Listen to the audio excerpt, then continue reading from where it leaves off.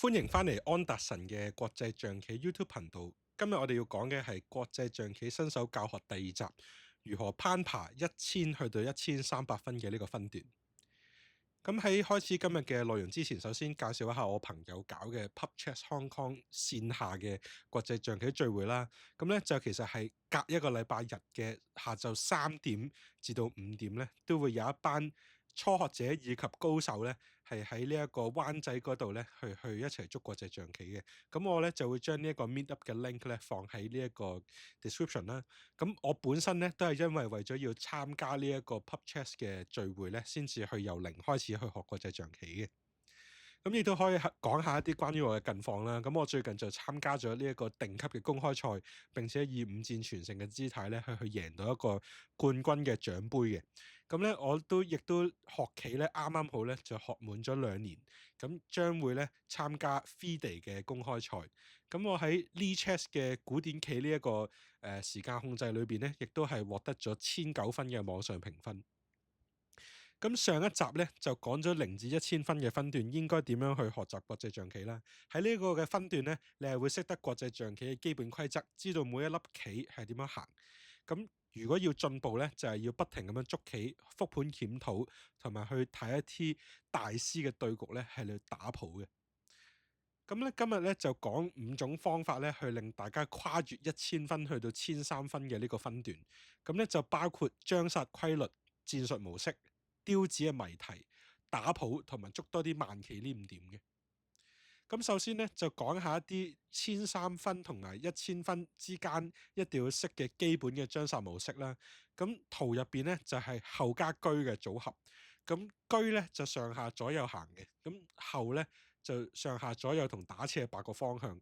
喺圖入邊2張圖咧，車咧都係保護住隻後，而後咧亦都係攻擊緊呢一個黑棋嘅國王。黑棋嘅國王咧，因為車同埋後嘅配合，佢係冇得食翻呢一個後轉頭嘅，咁所以咧佢咧就係白白咁樣俾呢2隻白棋嘅棋去攻擊。咁因為咧佢喺棋盤嘅邊緣亦都冇地方可以走咧，咁所以咧就會形成將殺。當然咧呢一張圖咧，大家要小心嘅就係咧，國際象棋係一個64格嘅遊戲，咁可能咧喺綠色黑色格嘅呢個斜線咧，好遠處有一隻第2個宇宙嚟嘅象咧，係瞄住呢一隻後嚟打。咁樣嘅話咧，就唔係將殺，咁係送咗隻後俾黑棋啦。咁所以咧，大家咧係要留意呢一點。咁下一個模式咧就係象加後啦。同樣地，因為象咧係打斜行嘅，而皇后咧就上下左右打斜8個方向啦。後係被呢一個象保護住，而後係攻擊緊黑棋國王。黑棋國王咧係冇地方走嘅，咁所以咧象加後咧，我哋就會叫做一個組合。英文咧係一個 battery， 咁咧就係佢嘅組合係攻擊緊黑棋國王，去形成將殺。呢一個係一個大家一定要知道嘅將殺嘅一個模式。下一個例子咧就係馬加後嘅配合。馬咧就係行2乘4一個日字啦，咁係保護住圖中嘅白棋嘅皇后嘅。咁喺呢2張圖裏邊咧，都係形成咗一種馬加後嘅 battery 攻擊緊黑棋嘅國王，咁亦都係形成將殺嘅。最後一種唔係組合嘅一個嘅將殺嘅 pattern 咧，就係叫做 back rank mate。呢個亦都係新手經常犯嘅一個錯誤嚟嘅，就係咧黑棋嘅國王咧，前邊嘅3格咧係有3隻兵去卡住咗佢嘅離開嘅路徑。咁但係同時咧，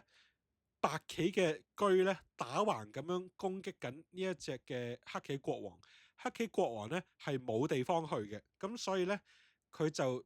而且咧佢亦都唔可以離開64格嘅棋盤，佢就冇得出界嘅。咁喺界限入邊咧，佢係冇地方可以走，咁所以咧就形成咗呢一個 back rank mate。back rank mate 嘅意思咧就係話對方喺佢自己最後一行去，因為自己嘅棋俾人卡住咗，你喺最後一行咧將殺佢咧就係叫 back rank mate。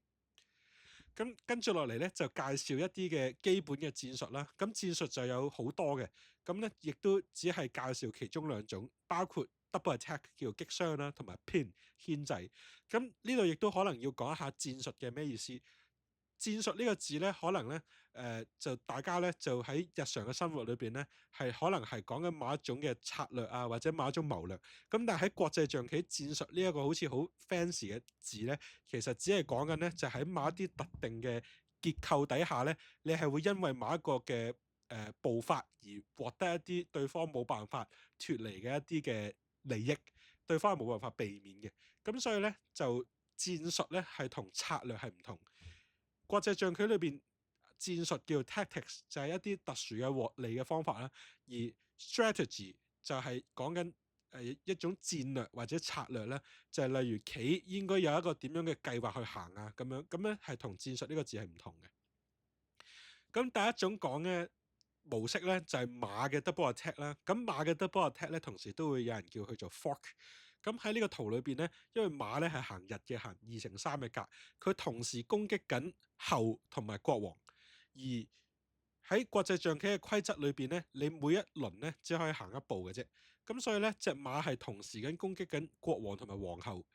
亦都因為被攻擊嘅係國王咧，喺國際象棋嘅規則咧，如果你嘅國王係走到嘅話咧，你一定要走嘅，你就冇得話啊，我等下一個回合先，因為如果唔係咧，佢下一個回合理論上咧就可以食咗你隻國王，咁你就會直接輸噶啦。咁所以規則上咧係合法地行棋咧，你一定係要走呢一隻國王嘅。咁當白棋呢一度走咗個國王之後咧，佢就可以黑棋就可以食咗隻皇后啦。同樣地喺同一張圖，如果國王嘅位置係一隻車而唔係一個國王嘅話咧，咁都係一樣嘅啫。咁咧就係白棋只可以走一隻子，咁佢就會走一個比較有價值嘅皇后啦。咁佢就可以食咗隻車，咁樣咧就係因為每一回合咧就係可以行一隻棋，但係你同時攻擊嗰兩隻棋，所以對方咧就只可以避開一隻棋嘅啫。咁呢個咧就係 double attack 嘅要點。咁下邊呢一張圖咧就係車 double attack 緊一隻馬同埋國王啦。咁因為車係打直同打橫行，咁所以咧白棋只可以走車或者只可以走國王或者馬。咁對方一定要走國王啦，咁黑棋咧就可以順利食到馬嘅。同樣道理，如果下邊隻國王換咗其他嘢，例如換咗一隻象咁樣咧，呢隻車都係同時 double attack 緊呢兩隻棋嘅，咁所以咧佢就亦都係只可以走一隻嘅啫。咁你一定會食到其中一隻。咁圖入邊咧就係 show 緊一個象嘅 double attack 啦。咁同樣地，佢同時攻擊緊國王同埋車。咁呢一個 pattern 咧，你就只可以白棋係走國王，咁你就黑棋咧一定係食到車嘅。咁圖入邊咧呢個就比較難啲睇到啦，因為皇后咧係打橫打直打斜8個方向。喺圖入邊咧，佢同時喺斜線嗰度攻擊緊隻車，車咧就冇得行斜線嘅，所以佢就冇得食翻隻皇后轉頭。而同時咧，黑棋係攻擊緊國王，咁所以咧就形成咗一個 double attack。咁咧同樣地咧，國王只可以走啦，咁所以黑棋就會食到隻車啦。另一種戰術咧就係叫牽制，牽制嘅意思咧就係因為某啲原因，對手嘅某一隻棋咧係唔可以離開佢所在嘅格嘅，咁我哋就會話佢係被牽制住，佢就係被 pinned，佢就被釘咗喺佢呢一格嗰度。喺圖入邊咧，因為有白棋嘅象理論上可以攻擊到黑棋嘅國王，咁所以咧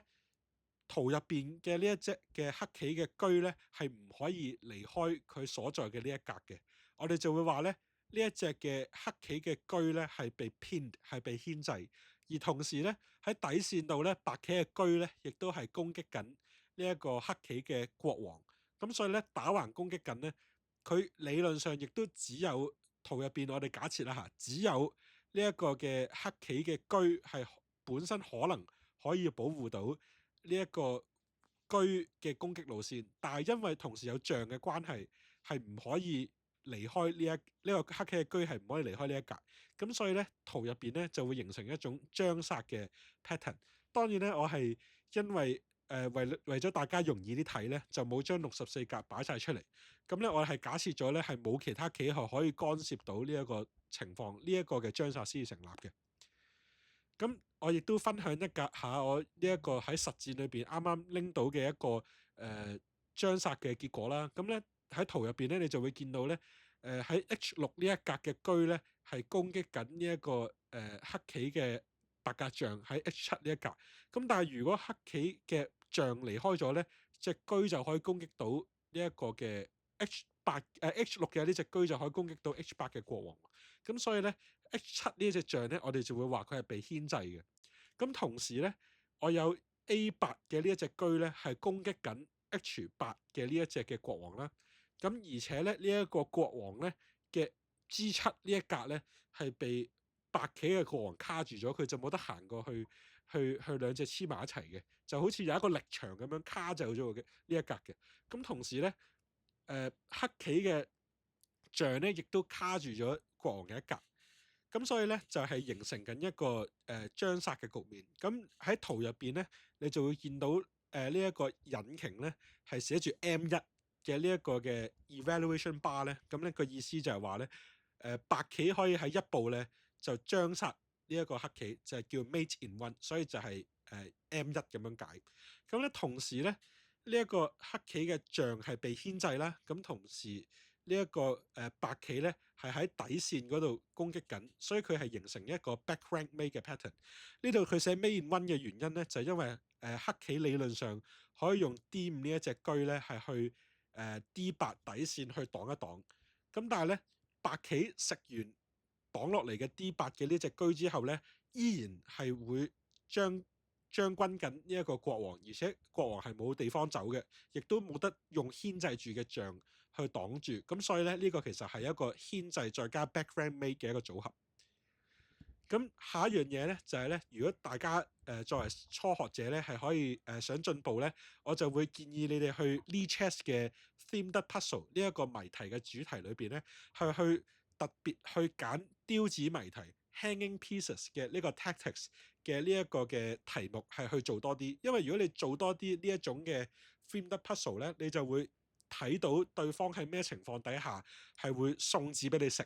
而1000分去到1300分嘅呢一個分段咧，其實你可以捉住對方每一次送子俾你嘅機會，而且你唔送子咧，你已經係可以輕鬆咁樣跨越呢300分嘅梯級㗎啦。咁所以咧，透過做多啲 hanging piece 嘅呢一個嘅練習咧，就可以令到大家捉到對方刁子嘅情況，同埋避免自己出現刁子嘅情況。咁所以咧，我就會將呢一個嘅 Lichess 嘅呢一個 link 咧，亦都放喺description 度，大家咧就可以做多啲呢個練習。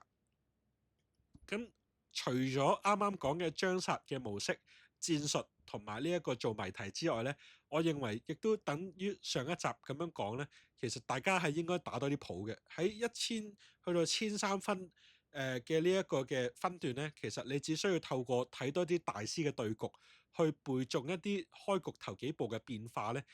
已經係會令到你嘅棋力大大提升。亦都只需要睇頭8步咧，喺呢一個分段就已經好足夠㗎啦。因為對方咧都唔會背你嗰個開局係背得好過你嘅。咁所以咧，其實你略略睇下呢每一鋪棋嘅頭8步咧，已經好足夠啦。亦都唔需要話啊，我需唔需要去有一個理論去知道呢個開局係點解啊？例如搶佔中心、攻擊某一個棋子，或者去出動某一個指力咁樣。其實我認為呢啲都係唔需要嘅，因為雖然咧有呢一啲嘅理論，但係你係好難從呢啲理論咧倒推應該行啲乜嘢。咁咧，其實咧，我認為咧，就好似學習語言咁咧，你只需要將呢一啲開局當係一個語言咁樣背咧，已經係有非常之大嘅好處。例如呢一度咧，就係白棋嘅兩個嘅 King's Indian Attack 嘅圖啦。咁我就喺呢一個網址裏邊咧，喺開局嗰度打 King's Indian Attack 就會揾到呢一種嘅呢一個開局嘅大師對局㗎啦。咁咧開出嚟咧，我就撳啊，頭8步，佢上兵上馬上將，然後逆位喎，咁就會變咗呢個樣喎。跟住下一鋪個樣又有少少唔同，原來馬開去呢一度，我嘅兵咧亦都可以攻擊呢一隻象嘅喎。咁我只要睇到呢啲變化咧，背誦就得㗎啦。咁下一張圖咧就係 King's Indian Defence，